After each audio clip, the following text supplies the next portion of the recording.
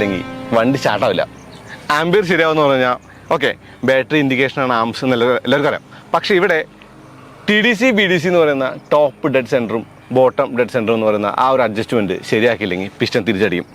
അങ്ങനെ കംപ്രഷൻ ശരിയാക്കി വെച്ചിട്ട് വേണം ആ ഒരു പവർ സ്റ്റോക്കിൽ അടിച്ച് സ്റ്റാർട്ടാക്കാനായിട്ട്. അതിനുവേണ്ടി ആംബിയറിൻ്റെ ലിവർ പിടിച്ച് നമ്മൾ വളരെ സിമ്പിളായിട്ട് ആ ഒരു കിക്കറിന് അടിച്ചാൽ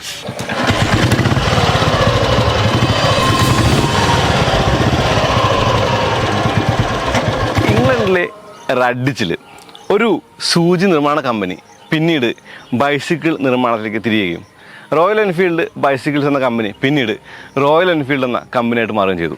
ശരിക്കും അവരുടെ ആദ്യ വണ്ടി വരുന്നത് 1901 ഇന്ത്യയിൽ ബുള്ളറ്റ് അല്ലെങ്കിൽ റോയൽ എൻഫീൽഡ് വരാൻ പിന്നെ സമയമെടുത്തു. അതിന് കാരണക്കാരെന്ന് ബുള്ളറ്റിനെ പറയാൻ കാരണം സ്വാതന്ത്ര്യാനന്തരത്തിന് ശേഷം ശരിക്കും ഇവിടെ ബോർഡർ പട്രോളിങ്ങിന് വേണ്ടിയിട്ട് ഇന്ത്യൻ ആർമിക്ക് വേണ്ടി ഒരു ബൈക്ക് ശരിക്കും നമ്മുടെ ഗവൺമെൻറ് തേടിയപ്പോൾ അവർ ബുള്ളറ്റിനെയാണ് തിരഞ്ഞെടുത്തത്. അങ്ങനെ ഇന്ത്യയിൽ ചെന്നൈയിൽ മദ്രാസ് മോട്ടോഴ്സ് എന്ന് പറഞ്ഞ കമ്പനി റോയൽ എൻഫീൽഡിൻ്റെ ലൈസൻസോട് കൂടിയിട്ട് ബുള്ളറ്റുകൾ നിർമ്മിച്ചു തുടങ്ങി. നമ്മുടെ ആർമി ഈ വണ്ടി യൂസ് ചെയ്തു. റോയൽ എൻഫീൽഡ് ബുള്ളറ്റിന് 1948 മുതൽ 1995 വരെ കണ്ടിന്യൂസ്ലി മാറ്റങ്ങളില്ലാതെ തുടർന്ന പ്രൊഡക്ഷനുള്ളൊരു വണ്ടി എന്നുള്ള ഒരു ഖ്യാതി കൂടിയുണ്ട്. ശരിക്കും പഴയ ബുള്ളറ്റ് 2 യൂണിറ്റായിട്ടാണ് ഉണ്ടാക്കിയിട്ടുള്ളത്. അതായത് ഇവിടെ കാണുന്ന ഈ ഒരു എഞ്ചിൻ്റെ യൂണിറ്റും ഇത് ഒരു ഗിയർ ബോക്സിൻ്റെ യൂണിറ്റും പിന്നീട് അങ്ങോട്ട് ആ ഒരു ചെയിൻ വഴി ഫൈനൽ ഡ്രൈവും. 346 cc ആണ് ഈ ഒരു വണ്ടിയുടെ എഞ്ചിൻ എന്ന് പറയുന്നത്. ഞാൻ പറഞ്ഞില്ല 2 യൂണിറ്റാണ്. പിന്നെ ഇത് HOH ആണ്, സിംഗിൾ ഓവർഹെഡ് ക്യാം ഷാഫ്റ്റ്. അതിൻ്റെ ആ ഒരു പുഷോഡ് കാര്യങ്ങളൊക്കെ തന്നെയും പഴയ കാലത്ത് നമ്മൾ പേര് കേട്ടുള്ള കാര്യങ്ങളാണ്. ഈ വണ്ടി ഇറങ്ങുന്ന സമയത്ത് ഞാൻ ജനിച്ചിട്ടില്ല. 1971 മോഡലാണത്. അപ്പോൾ അവിടെ നിന്ന് ഇങ്ങോട്ട് ഒരുപാട് മാറ്റങ്ങൾ റോയൽ എൻഫീൽഡായിട്ടുണ്ട്. ഈ ഒരു വണ്ടി എന്ന് പറയുന്നത് ഇന്നും നൊസ്റ്റാൾജിയാണ്. ഇതിന് കാലികമായ മാറ്റങ്ങളുണ്ട്. ഇന്നത്തെ കണ്ടീഷനിൽ ഓടിക്കാൻ വേണ്ടി ഡിസ്ക് ബ്രേക്ക് വെച്ചിട്ടുണ്ട്, ഷോക്ക് അബ്സോർബർ ഉണ്ട്, അങ്ങനത്തെ കാര്യങ്ങളൊക്കെ ചെയ്തിട്ടുണ്ട്. പക്ഷേ ഈ ആംബിയർ അടിച്ച് ഇതിങ്ങനെ സ്റ്റാർട്ടാക്കിയിട്ട് വലത്തേ കാലം കൊണ്ട് ഗിയർ മുകളിലേക്ക് ഇട്ട് ആ 4 സ്പീഡ് ഷിഫ്റ്റ് ചെയ്തിട്ട് തിരിച്ചിങ്ങനെ ഓടിച്ചു പോകുന്നത്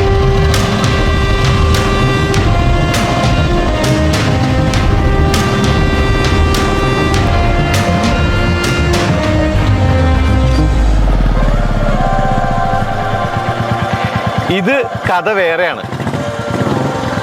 1995 നിന്ന് ശരിക്കും 2024 ഈ 2024 ഈ ഒരു വണ്ടിയായിട്ട് നിൽക്കുമ്പോൾ മാറ്റങ്ങൾ എന്ന് പറയാൻ കുറേ അധികമുണ്ട്. ഒന്നെന്ന് പറയുന്നത് ഇപ്പോൾ റോയൽ എൻഫീൽഡിൻ്റെ ബുള്ളറ്റ് ഫ്യൂൽ ഇഞ്ചക്ഷനായി ഡ്യുവൽ ചാനൽ ABS വന്നു. റോയൽ എൻഫീൽഡ് ബുള്ളറ്റിൽ ഫ്യൂവൽ മീറ്റർ കിട്ടി. Fuel meter do you believe it കിട്ടിയിട്ടുണ്ട്. ഒരു ചെറിയ മൾട്ടി ഇൻഫർമേഷൻ ഡിസ്പ്ലേ ഉണ്ട്. അതിൻ്റെ സ്വിച്ചിയുടെ ഹാൻഡിലില്ല. പിന്നെ ഷേപ്പൊക്കെ ഏറെക്കുറെ സെയിം ആണ്. പക്ഷേ 71 വണ്ടി ഓടിച്ചപ്പോൾ കിട്ടിയ ഡു സൗണ്ടല്ല, പകരം ബൈക്കിൻ്റെ സൗണ്ടാണ്. പിന്നെ ഇതിപ്പോൾ സിംഗിൾ യൂണിറ്റ് ആയിട്ടുള്ളൊരു ബിൽഡാണ്, അറിയാലോ. ഇപ്പോൾ ഇതിന് വരുന്ന ഒരു പവർ എന്ന് പറയുന്നത് 20.4 ബ്രേക്ക് ഹോഴ്സ് പവറും ഏറെക്കുറെ 27 Nm ആണ്. 346 cc എഞ്ചിൻ എന്ന് പറയുന്നത്. പക്ഷേ എഞ്ചിൻ്റെ ബിഹേവിയർ മാറി. സ്റ്റിൽ ഒരു പ്രശ്നമുണ്ട് ബുള്ളറ്റിന്. ഇപ്പോഴും റോയൽ എൻഫീൽഡ് ബുള്ളറ്റ് ഫാസ്റ്റ് അല്ല. ഗിയർ ഇടതുവശത്താണ്, ഓടിക്കാൻ ബൈക്ക് പോലായി. റെഗുലേഷൻസ് കാരണമാണത്. പിന്നെ വണ്ടിയുടെ ഹാൻഡിലിൻ്റെ പോസ്റ്റർ, ഇരിക്കുന്ന ആ ഒരു സീറ്റിംഗ് പോസ്റ്റർ എല്ലാം മാറി. ഷാസി പുതിയതാണ്. ഇപ്പോൾ 100-ലൊക്കെ കണ്ടിട്ടുള്ള ആ ഒരു പുതിയ മാറ്റങ്ങൾ എന്ന് പറയുന്നത് 71 അല്ലെങ്കിൽ 95 ഇവിടെ എത്തി നിൽക്കുമ്പോൾ മാറ്റങ്ങളുടെ വിപുലത ഈ വണ്ടിക്കകത്ത് കാണാം. ഫ്യൂൽ ഇഞ്ചക്ഷൻ ആയതുകൊണ്ട് തന്നെ സ്മൂത്താണ് സ്റ്റാർട്ടാക്കാനൊക്കെ. ഓടിക്കുമ്പോഴുള്ള ആ ഒരു എന്താ പറയുക, റൈഡിങ്ങിൽ പറയുന്ന കാര്യം എന്ന് പറയുന്നത് ക്യുക്കല്ല, പക്ഷേ നല്ല സുഖമായിട്ട് ഓടിക്കാൻ പറ്റും. പഴയ ബുള്ളറ്റിന് പറഞ്ഞൊരു കാര്യം പുതിയ ബുള്ളറ്റിന് ഇല്ല കേട്ടോ. കാരണം 71 ബുള്ളറ്റിൽ ഞാൻ ഓടിച്ചപ്പോൾ എനിക്ക് 4ാമത്തെ ഗിയറിൽ ഏകദേശം 30 km സ്പീഡിൽ കൂടുതൽ പോകാൻ പറ്റും. ഇവിടെ 40 km കഴിഞ്ഞാലേ 4ാമത്തെ ഗിയറിൽ എത്താൻ പറ്റുള്ളൂ, നോക്കിയും അല്ലെങ്കിൽ 5ാമത്തെ ഗിയർ എത്താൻ പറ്റുള്ളൂ. അപ്പോൾ ലോ എൻഡ് ടോർക്ക് അല്ലെങ്കിൽ നമ്പേഴ്സൊക്കെ ശരിയായിരിക്കാം, പക്ഷേ നമുക്ക് കിട്ടുന്ന ആ ഒരു ലോങ് സ്റ്റോക്ക് എഞ്ചിൻ്റെ ആ ഒരു താഴെ കാണുന്ന ആ ഒരു ക്രാങ്ക് വെയിറ്റ് എന്നൊക്കെ പറഞ്ഞ സംഗതികളൊക്കെ മാറിയിട്ടുള്ളതുകൊണ്ട് തന്നെ ബൈക്ക് പോലായി ബുള്ളറ്റ് എന്ന് പറയുമ്പോൾ ലോ എൻഡ് നമുക്ക് ഓടിക്കണമെങ്കിൽ ഗിയർ ഡൗൺ ചെയ്യാൻ വേണം എന്നുള്ള കാര്യമുണ്ട്. ഈ മാറ്റങ്ങളൊക്കെ വിലയിലും പ്രതിഫലിച്ചിട്ടുണ്ട്. 2,70,000 രൂപയാണ് ഈ ഒരു ബുള്ളറ്റിന് ഇപ്പോൾ ഓൺ റോഡ് പ്രൈസ്.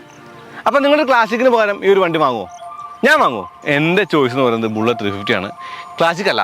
പക്ഷേ ബുള്ളറ്റ് 350ക്ക് ആ ഒരു ഗ്യാസ് ഫിൽഡ് റിയർ ഷോക്ക് ഇല്ല എന്നുള്ളത് കുറവാണ്. ആ സീറ്റ് പക്ഷേ കോംപ്രമൈസിങ് അല്ല. ആ ഒരു ഷോക്ക് അബ്സോർബറിൻ്റെ കുറവുണ്ടെങ്കിലും എനിക്ക് തോന്നുന്നു ക്ലാസിക്കിനേക്കാൾ നല്ലത് ഇതാണ്.